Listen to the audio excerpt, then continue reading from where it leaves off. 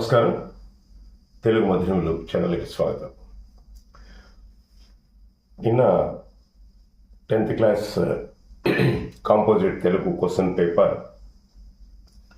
ఎలా ఉంటుంది, 2025-26 సంవత్సరానికి FA1 క్వశ్చన్ పేపర్ ఎలా ఉంటుందనే విషయం నిన్న నేను అప్లోడ్ చేసినటువంటి వీడియోలో చెప్పాను. మొత్తం అయితే అనుకున్నంతగా దానికి రెస్పాన్స్ అయితే రాలేదు. అయినా పర్వాలేదు. మరి 9th క్లాస్ వాళ్ళకు కూడా ఈ కాంపోజిట్ తెలుగు ఈసారి నుంచి FA1 మోడల్, ఇప్పుడు 10th క్లాస్కి ఏదైతే చెప్పుకున్నామో ఆ మోడల్లో ఉండదు. వీళ్ళకి 6th, 7th, 8th వాళ్ళకి ఎలా ఉంటుందో క్వశ్చన్ పేపర్ అలాగే ఉంటుంది వీళ్ళకి కూడా. సో ఆ కన్ఫ్యూజన్ అంటే 10th క్లాస్కి ఉన్నట్టే 9th క్లాస్కి ఉంటుంది అనేటటువంటి ఒక కన్ఫ్యూజన్లో ఉంటారేమో అనే ఉద్దేశంతో ఈరోజు నేను 9th క్లాస్ వాళ్ళకి ఇది చెప్తున్నా. సరే, మనం ఈ FA1 మోడల్ చెప్పుకునే దానికి ముందు యాజ్ యూజువల్గా మరి మీరు మా ఛానల్ని సబ్స్క్రైబ్ చేసుకోండి, షేర్ చేసుకోండి, లైక్ చేయండి. మీకు ఏదైనా విషయాలపైన మీకు సరిగా అవగాహన కాలేదు అని అనుకుంటే మీరు నాకు కామెంట్ పెట్టండి. ఏది మీకు అర్థం కాలేదో ఆ విషయాన్ని నాకు సమయం ఉంటే ఖచ్చితంగా నేను దాన్ని క్లారిఫై చేసేటటువంటి చూసే విధంగా చూస్తాను. కాబట్టి ఈరోజు కాంపోజిట్ తెలుగు ప్రధానంగా మీరు జనరల్ తెలుగుతో పోల్చుకోకూడదని మీకు ఇచ్చిన సిలబస్లో కాంపోజిట్ తెలుగు సపరేట్గా సిలబస్ ఇవ్వబడింది, జనరల్ తెలుగు సిలబస్ సపరేట్గా ఇవ్వబడింది. కాబట్టి మీకు కాంపోజిట్ తెలుగు వాళ్ళకి ఒమిటెడ్ లెసన్స్ కొన్ని ఉన్నాయి, అంటే అవి చదవాల్సినటువంటి అవసరం లేనటువంటి పాఠాలు కొన్ని ఉన్నాయి. అవి పోగా ఇప్పుడు FA1కి ఏమేమి ఉన్నాయి అనేదాన్ని ఒకసారి మనం పరిశీలిద్దాం. మోడల్ ఎలా ఉంటుందో కూడా ఒకసారి చూసేద్దాం రండి. సో ఇక్కడ 2025-26 FA1 9th క్లాస్. సో ఈ FA1 ఎగ్జామ్స్ రాసేదానికి ముందు మనకి ఏ పాఠాలు ఉన్నాయో తెలుసుకోవాల్సినటువంటి అవసరం ఉంది. కాబట్టి ఇక్కడ నేను సిలబస్ రాశాను. 1 పోయిటరీలో ధర్మబోధ పాఠం, 2 చైతన్యం అనే పాఠం. ఈ 2 పోయిటరీకి సంబంధించినటువంటి పాఠాలే. ఈ 2 నాన్ డీటెయిల్డ్, జ్ఞాపతి సుబ్బారావు, కొండా వెంకటప్పయ్య. ఈ 2 ఇక్కడ గద్య భాగంలో పాఠ్యాంశం ఇల్లలకగానే అనేది 9th క్లాస్ వాళ్ళకి అది ఒమిటెడ్ లెసన్. కాబట్టి జనరల్ తెలుగు వాళ్ళకి ఉంటుంది, కాంపోజిట్ తెలుగు వాళ్ళకి అది ఉండదు, ఆ పాఠం ఉండదు. ఈ 4 పాఠాలు మాత్రం ఉంటాయి.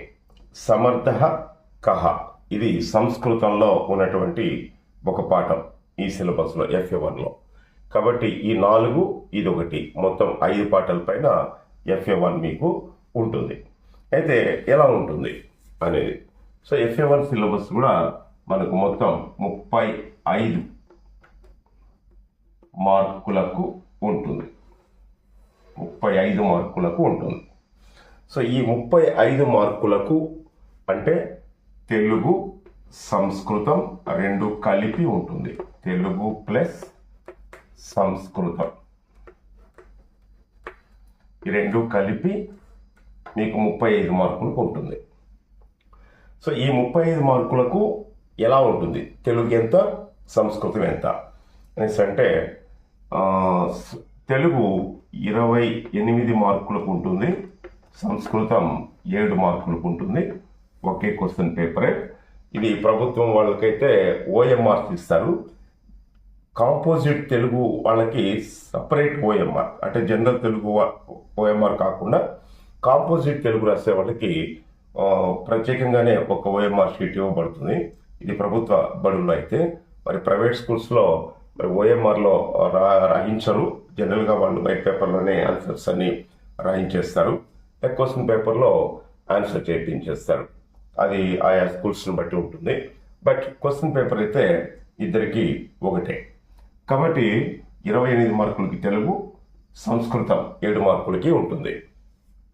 సో ఇది ఎలా ఉంటుంది, మొత్తం ఇందులో 1 నుండి 15 క్వశ్చన్స్, 1 to 15, 1వ బిట్ దగ్గర నుంచి 15వ బిట్ వరకు, మొత్తం ఈ 1 నుంచి 15 వరకు ఉన్న క్వశ్చన్స్ అన్నీ కూడా ఆబ్జెక్టివ్ టైప్, అంటే బహుళైచ్ఛికం అంటారు తెలుగులో.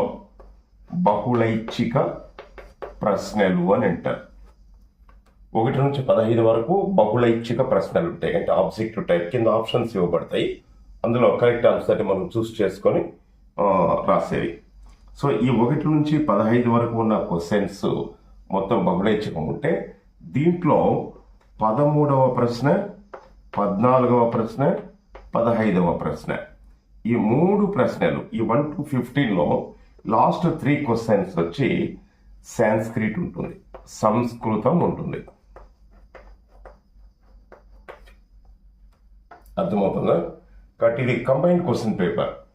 కాబట్టి 1 to 15లో 13, 14, 15 బిట్స్ సాంస్క్రిట్, అంటే సమర్థ కహ అనే ఈ పాఠం నుంచి ఈ 3 బిట్లు వస్తాయి. మిగతా 1 to 12 క్వశ్చన్స్, 12 ప్రశ్నలు తెలుగు నుంచి, అంటే ధర్మబోధ, చైతన్యం, జ్ఞాపతి సుబ్బారావు, కొండా వెంకటప్పయ్య, ఈ 4 పాఠాల్లో నుంచి మిగిలినటువంటి 12 బిట్లు తెలుగు వాళ్ళకి వస్తాయి. ఇందులో మీకు ఇంక్లూడింగ్ గ్రామర్ కూడా ఉంటుంది, వ్యాకరణం కూడా కలిపేసి ఈ బిట్స్లో వచ్చేస్తాయి. అర్థమవుతుందా? తర్వాత 15 అయిపోయిన తర్వాత 16వ బిట్ కవి పరిచయం ఉంటుంది.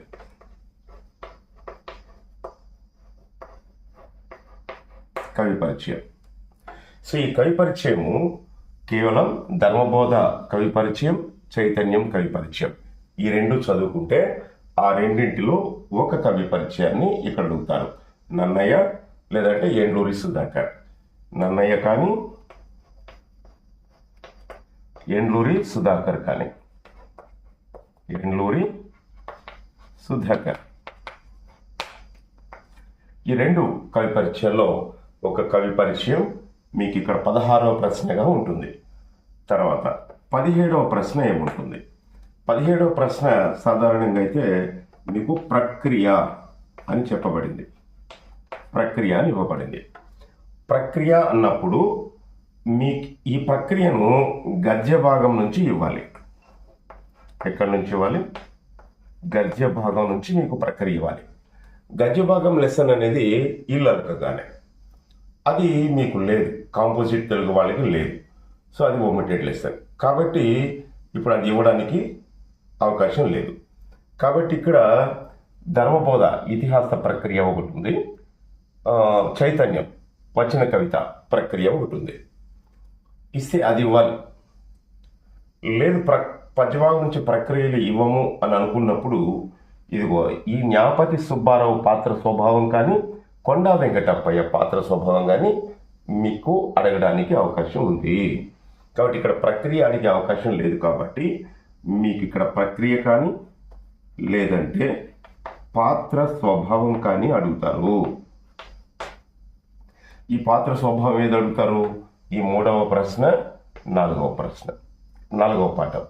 ఈ 2 పాఠాల్లో కొండా వెంకటప్పయ్య పాత్ర స్వభావం ఎలాంటిది, లేక జ్ఞాపతి సుబ్బారావు పాత్ర స్వభావం ఎలాంటిది, పాత్ర స్వభావం అడగడానికి అవకాశం ఉంది.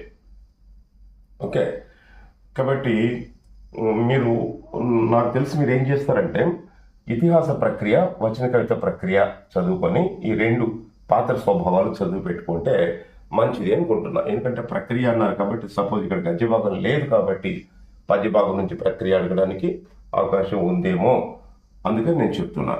అందుకని అడిగితే ఈ 2 ప్రక్రియ లేదంటే పాత్ర స్వభావం. కాబట్టి అది 16వ ప్రశ్న, 17వ ప్రశ్న. తర్వాత 18వ ప్రశ్న. ఈ 18వ ప్రశ్న ఇది చూడండి, ఇక్కడ ఇది కవి పరిచయం 2 మార్కులకు ఉంటుంది, ప్రక్రియ పాత్ర స్వభావం 2 మార్కులకు ఉంటుంది. తర్వాత అపరిచిత గద్యం ప్రశ్నలు ఇస్తారు. అపరిచిత గద్యం ప్రశ్నలు, అన్నోన్ ప్యాసేజ్ అండ్ క్వశ్చన్స్ ఇస్తారు. సో ఇది మీకు 4 మార్కులకు ఉంటుంది. 4 క్వశ్చన్స్ ఉంటాయి కింద, ఇది రాయాలి. సో ఇక్కడేమో 1 to 15 బహుళైచ్ఛిక ప్రశ్నలు ఇస్తారు, 16వ ప్రశ్న కవి పరిచయం ఇస్తారు, 17వ ప్రశ్న ప్రక్రియ లేదా పాత్ర స్వభావం ఇస్తారు, 18వ ప్రశ్న అపరిచిత గద్యం ప్రశ్నలు ఉంటాయి. అలాగే ఇక్కడ సరిపోలేదు, నేను పైన రాస్తాను, దీన్ని తుడిపేస్తున్నాను, ఇది తుడిపేస్తున్నాను. ఓకే, సో మీకు ఇక్కడ 19వ ప్రశ్న ఏమై ఉంటుంది అంటే, ఇది సంస్కృతానికి సంబంధించిన ఈ పాఠం నుంచి సమర్థ కహ. 19వ ప్రశ్న సంస్కృతం. ఇది సమర్థ కహ అనే పాఠం నుంచి ఉంటుంది. ఇది ఒక వ్యాసరూప ప్రశ్న ఒకటిచ్చి, సృజనాత్మక ప్రశ్న ఒకటిచ్చి, ఈ రెండింటిలో ఒకటి రాయాలి. Internal choice. వ్యాసరూప ప్రశ్న అంటే ఈ సమర్థ కహ అనే పాఠం పైన వ్యాసరూప ప్రశ్న ఉంటుంది. ఇదే పాఠంలో మీకు సృజనాత్మక ప్రశ్న ఉంటుంది. ఆ రెండు ఇస్తారు, ఆ రెండిట్లో ఒకటి మాత్రమే మీరు రాయాలి. దీనికి కూడా 4 మార్కులు. అర్థమైంది అనుకుంటా. తెలుగులో ప్యాసేజ్ పరిచయము, ఇది అపరిచిత గద్యము ప్రశ్నలు ఇస్తారు. ఇక్కడేమో సంస్కృతానికి సంబంధించిన వ్యాసరూప ప్రశ్న ఇస్తారు. రెండిచ్చి ఒకటి రాయమంటారు. అర్థమైందా? ఇక 20వ ప్రశ్న, 20th క్వశ్చన్ ఎలా ఉంటుంది? 20వ ప్రశ్న. ఈ 20వ ప్రశ్న తెలుగుకు సంబంధించింది, అంటే ఈ 4 పాఠాలకు సంబంధించింది. అంటే ఇక్కడ ఒక వ్యాసరూప ప్రశ్న ఇస్తారు, ఇక్కట్లాగానే వ్యాసరూప ప్రశ్న ఒకటి ఇచ్చి, అలాగే ఒక సృజనాత్మక ప్రశ్న ఇస్తారు. సృజనాత్మకం ఒకటి ఇస్తారు. ఈ రెండింటిలో కూడా ఒకటి రాయాలి. అర్థమైందా? సంస్కృతంలో ఒక వ్యాసరూప ప్రశ్న, ఒక సృజనాత్మక ప్రశ్న ఇచ్చి ఒకటి రాయమంటారు. తెలుగులో వీటిలో నుంచి ఒక వ్యాసరూప ప్రశ్న, ఈ 2 పాఠాల్లో ధర్మపద సారాంశం కానీ, చైతన్యం సారాంశం కానీ, సో ఈ 2 పాఠాల్లో నుంచి ఒక ప్రశ్న ఇచ్చి, సృజనాత్మక ప్రశ్న కూడా ఒకటి ఇచ్చి, రెండిచ్చి ఒకటి రాయమంటారు. సో మీకు క్లారిటీ ఉందనుకుంటాను. సో ఇదండి మొత్తం. ఇప్పుడు మీకు మొత్తం మోడల్ పేపర్ అంతా చెప్పాను. వీడికి 20 ప్రశ్నలతో మొత్తం ఎండ్ అవుతుంది. సో 20 ప్రశ్నకి 8 మార్కులు ఉంటుంది. ఇప్పుడు మొత్తం క్యాలిక్యులేట్ చేసుకుంటే మనం 1 నుంచి 15 వరకు 15 మార్కులు 15 బిట్స్కి, తర్వాత 16, 17 ప్రశ్నలకు 4 మార్కులు, అలాగే 18వ ప్రశ్నకి 4 మార్కులు, అలాగే 19వ ప్రశ్నకు 4 మార్కులు, 20వ ప్రశ్నకు 8 మార్కులు. ఇప్పుడు మొత్తం మనం క్యాలిక్యులేట్ చేస్తే 8, 12, 16, 20, 25, 1, 2, 1, 3, 35 మార్కులు. ఇదండి మొత్తం మోడల్ పేపరు. సో మీకు ఒక క్లారిటీ వచ్చింది అనుకుంటున్నాను. FA1 9th క్లాస్ వాళ్ళకి ఎలా ఉంటుంది, 6th, 7th, 8th వాళ్ళకి ఎట్లా అయితే బబుల్స్ చేయాల్సిన అవసరం ఉంటుంది, OMR షీట్స్ ఇచ్చి అలాగే బబుల్ చేయాలి. సో 35 మార్కులకు ఉంటుంది. 1 నుంచి 15 క్వశ్చన్ల వరకు బయాలజీ ప్రశ్నలు ఉంటాయి. అందులో 13, 14, 15 సాంస్క్రిట్ నుంచి వస్తాయి. అలాగే 16వ ప్రశ్న 17వ ప్రశ్న తెలుగు నుంచి వస్తుంది. పరిచయము, ప్రక్రియ లేక పాత్ర స్వభావాలు ఉంటాయి. 18వ ప్రశ్న అపరిచిత గద్యము ప్రశ్నలు ఉంటాయి. 19వ ప్రశ్న సాంస్క్రిట్ నుంచి వస్తుంది.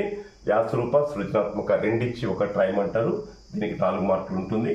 తెలుగు 20వ ప్రశ్న తెలుగు పాఠ్యాంశాల పైన, ఈ పాఠ్యాంశాల పైన ఉంటుంది. ఈ 2 సారాంశాలు లేక నాన్ డీటెయిల్ నుంచి ఒకటో, లేదంటే సృజనాత్మక ప్రశ్న. మీరు ఈ 2 సారాంశాలు చదువుకోండి, మీరు ఆన్సర్ రాయగలరు. ధర్మపద సారాంశం, చైతన్యం. సో ఆ 2 చదువుకోండి. ఇది 8 మార్కులకు ఉంటుంది. So total 35 marks close. ఇది తెలుగు FA1 9th క్లాస్ వాళ్ళకు ఉండాల్సినటువంటి మోడల్ ఇది. సో పూర్తిగా మీకు ఒక అవగాహన అయితే తెప్పించేసేసాను. నాకు మళ్ళీ ఆ ఎగ్జామ్స్ ముందర నాకు కొంచెం బిజీ షెడ్యూల్ ఉంది. అందువల్ల నేను అప్పటికి వీడియోస్ చేస్తానో చేయలేనో అనే ఉద్దేశంతో ఈరోజు రేపు కంప్లీట్ చేసుకుందాం అనుకుంటున్నాను.